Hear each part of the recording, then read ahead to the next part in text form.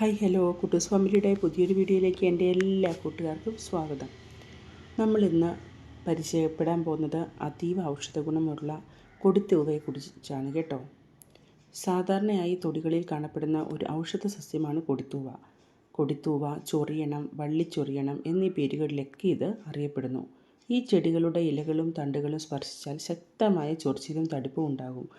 അതിൻ്റെ രോമങ്ങളിലുള്ള ഫോർമിക് ആസിഡാണ് ഇതിന് കാരണം. അതുകൊണ്ട് തന്നെ നാം ഇത് കഴിവതും കളയുടെ എണ്ണത്തിലാണ് പെടുത്തിയിരിക്കുന്നത്. കാണുമ്പോൾ തന്നെ ചൊറിച്ചിലുളവാക്കുന്നതുകൊണ്ട് നമ്മളിത് പിഴുത് ദൂരെ എറിയുവാനാണ് പതിവ്. പക്ഷേ ഇതിൽ ധാരാളമായിട്ടുള്ള ഔഷധ ഗുണങ്ങളുണ്ട്. അതറിഞ്ഞു കഴിഞ്ഞാൽ ഒരിക്കലും നമ്മളിത് വേണ്ടെന്ന് വെക്കില്ല, നമ്മളിത് ഉപയോഗിക്കുക തന്നെ ചെയ്യും. ആയുർവേദത്തിൽ ദുസ്പർശ എന്നറിയപ്പെടുന്ന ഈ സസ്യം ശരീരത്തിലെ വിഷാംശം പുറന്തള്ളാനും വാതം, ത്വക്ക് രോഗങ്ങൾ എന്നിവയ്ക്കും ഒരു മരുന്നായി ഉപയോഗിക്കുന്നു. ചെടിയുടെ ഇലകൾ ചെറു ചൂടുവെള്ളത്തിൽ ഇട്ടാൽ ചൊറിച്ചിൽ മാറിക്കിട്ടും. ഞാനിത് പറമ്പിലേക്ക് ഇറങ്ങിയപ്പോൾ കണ്ടതാണ് കേട്ടോ, നിറഞ്ഞു നിൽക്കുന്ന കൊടിത്തൂവ. അപ്പോൾ എനിക്ക് തോന്നി ഒരു വീഡിയോ നമുക്ക് ചെയ്താലോ, ഒന്നിതൊന്ന് തോരൻ വെച്ച് കൂട്ടിയാലോ. ഞാൻ ആദ്യമായിട്ട് കാണുക കേട്ടോ കൊടിത്തൂവ. പറഞ്ഞിട്ടുണ്ട് ഉപയോഗിക്കുന്നവർ ഒരുപാട് പേരുണ്ട്, പക്ഷേ ഞാൻ ആദ്യമായിട്ടാണ് ഈ കൊടിത്തൂവയൊന്ന് തോരൻ വെച്ച് നോക്കാമെന്ന് വിചാരിച്ചത്. അത് ചൊറിയുമോ എന്ന് ചോദിച്ചാൽ, ഇത് പറിച്ചെടുക്കുമ്പം ഇതിൻ്റെ തണ്ടിൽ നമ്മൾ കയ്യിൽ എന്തെങ്കിലും വെളിച്ചെണ്ണ പുരട്ടിയോ അല്ലെങ്കിൽ എന്തെങ്കിലും ഗ്ലൗസ് ഇട്ടോ നമ്മളിത് പറിച്ചെടുക്കണം. പറിച്ചെടുത്തതിന് ശേഷം നമ്മളിത് അതായത് തല കീഴായിട്ട് പിടിച്ചിട്ട്, അതായത് വേര് വശം മുകളിൽ വരുന്ന പോലെ പിടിച്ചിട്ട് നമ്മുടെ കൈ കൊണ്ടൊന്നിങ്ങനെ തൂത്തുവിടണം. കാരണം ഇതിൻ്റെ ഇലയുടെ അടിയിലുള്ള നമ്മൾ ചൊറിയുന്ന രോമങ്ങൾ പോലുള്ളത് ഒന്നിങ്ങനെ തൂത്തുവിടുകയോ അല്ലെങ്കിൽ വെള്ളത്തിൽ മുക്കിയിട്ട് ജസ്റ്റ് ഒന്ന് നമ്മൾ കല്ലിൽ ഇങ്ങനെ ഒന്ന് തട്ടിക്കഴിഞ്ഞാലും ഇതിൻ്റെ ചൊറിയുന്ന ആ ഇമ പോലത്തെ സാധനം പോകും. പിന്നെ ഒരു മാർഗ്ഗമെന്ന് വെച്ചാൽ ഇത് ചെറിയ ചൂടുവെള്ളത്തിലിട്ട് കുറച്ച് നേരം മുക്കി ഇങ്ങനെ പൊക്കിക്കഴിഞ്ഞാൽ 2-3 പ്രാവശ്യം പൊക്കിക്കഴിഞ്ഞാലും ഇതിൻ്റെ ചൊറിച്ചിൽ മാറിക്കിട്ടും. ഞാനത് പറിച്ചു കൊണ്ട് വന്നതിന് ശേഷം, പറിച്ചപ്പം കുറച്ച് ചൊറിച്ചിലൊക്കെ ഉണ്ടായിരുന്നു. പറിച്ചു കൊണ്ട് വന്നതിന് ശേഷം അതിങ്ങനെ ഓരോന്നും എടുത്തിങ്ങനെ കയ്യിലിങ്ങനെ ഒരു പിടിയായിട്ട് പിടിച്ചിട്ട് തല കീഴായി പിടിച്ച് കൈ കൊണ്ടിങ്ങനെ തൂത്ത് കളയുമായിരുന്നു. അപ്പോഴൊന്നും നമുക്ക് അത്ര വലിയ ചൊറിച്ചിലൊന്നും തോന്നുന്നില്ല കേട്ടോ, ചെറുതായിട്ടൊക്കെ ചൊറിച്ചിലേ ഉള്ളൂ.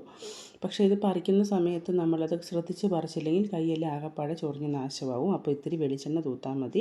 ഇതിൻ്റെ ചുവട്ടിൽ തണ്ടിൽ പോയി പതിയെ പിഴുതെടുക്കുന്നതായിരിക്കും അത്യുത്തമമായിട്ട് തോന്നുന്നത്. അപ്പോൾ നന്നായിട്ട് ഞാനത് ഓരോ പിടിയെടുത്തിട്ട് അതിൻ്റെ തല കീഴായി പിടിച്ച് അതിൻ്റെ ഇമകളൊക്കെ ഇങ്ങനെ തൂത്ത് കളഞ്ഞു.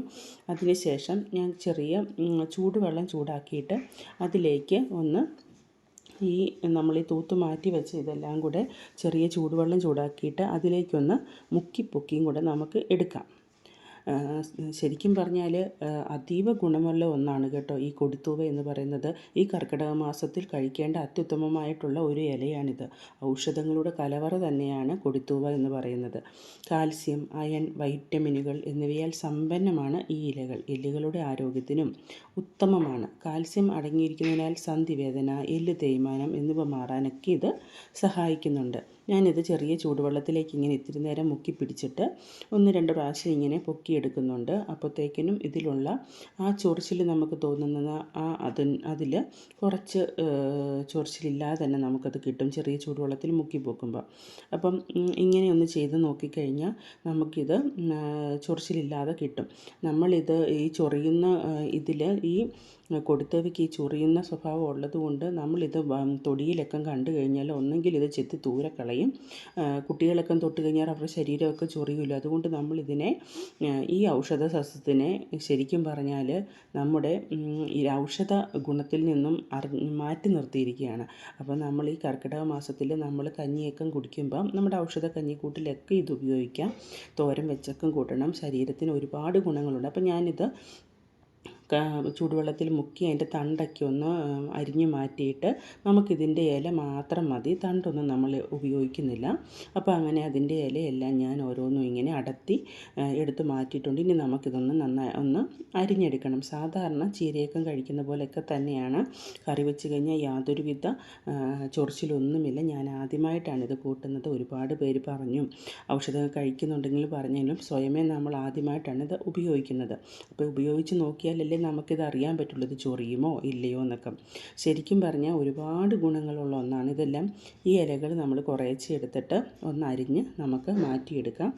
അയൺ ധാരാളമായിട്ട് അടങ്ങിയിട്ടുള്ളതിനാൽ ഇത് വിളർച്ചയെ തടയാനൊക്കെ മികച്ച ഒരു ഔഷധമാണ്.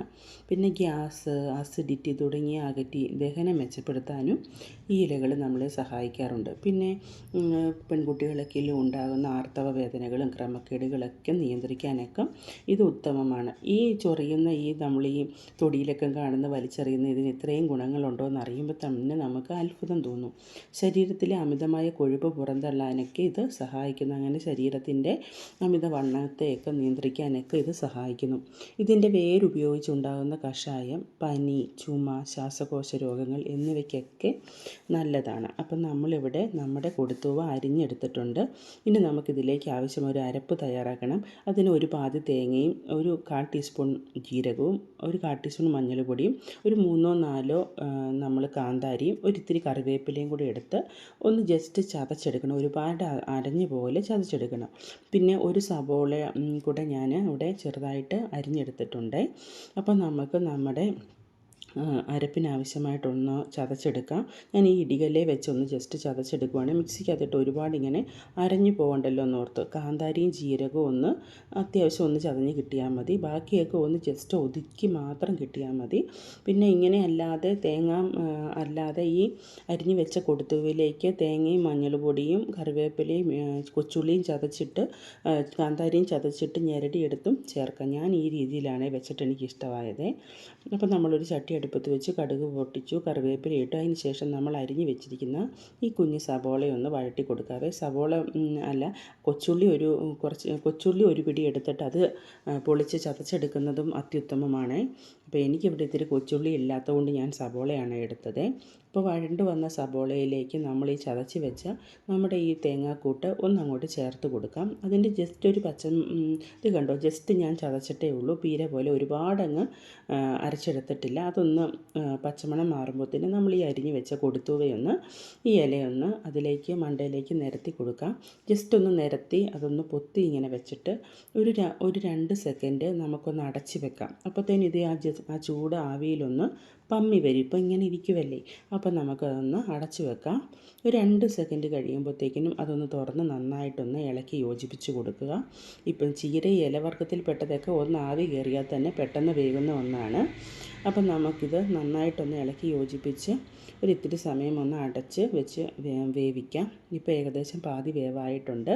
ഒന്ന് ഉപ്പൊക്കെ നോക്കിയിട്ട് പാകത്തിന് ഉപ്പൊക്കെ ചേർത്ത് നോക്കാം. ഞാൻ ആദ്യമായിട്ടാണ് കൊടുത്തത് എന്ന് ടേസ്റ്റ് ചെയ്ത് നോക്കുന്നത്. അടിപൊളി ടേസ്റ്റായിട്ട് എനിക്ക് ഒരുപാട് ഇഷ്ടപ്പെട്ടു.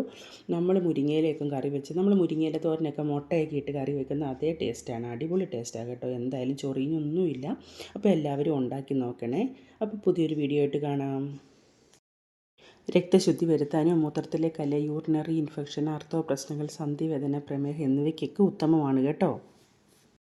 വീയുടെ ഇലകൾ ചൊറിയുമെന്ന ഒറ്റ കാരണത്താലാണ് നാം ദൂരെ എറിയുന്നത്. അപ്പോൾ ഉപയോഗിക്കൂ എല്ലാവരും കേട്ടോ.